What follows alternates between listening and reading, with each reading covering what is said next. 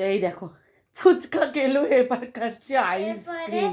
নিচ থেকে আইসক্রিম এনে খাবো, তারপরে পিৎজা বানিয়ে খাবো। মানে কি বলবো বন্ধুরা, সকাল থেকে কিছু খায় না, সন্ধেবেলা বলে কি শুরু করে ভগবানই জানে কি শুরু করে। একটু দে আইসক্রিম দে একটুখানি আমাকেও, আমিও ওদের সাথে খেতে থাকি। বাবা তোর মুখের ভিতরে যেমন হাঁ করে কৃষ্ণ ঠাকুর দেখিয়েছিল মুখের ভিতর কী আছে, তুই সেরকম সবাইকে দেখা তোর মুখের ভিতর কী আছে। তো দেখো সালাইভা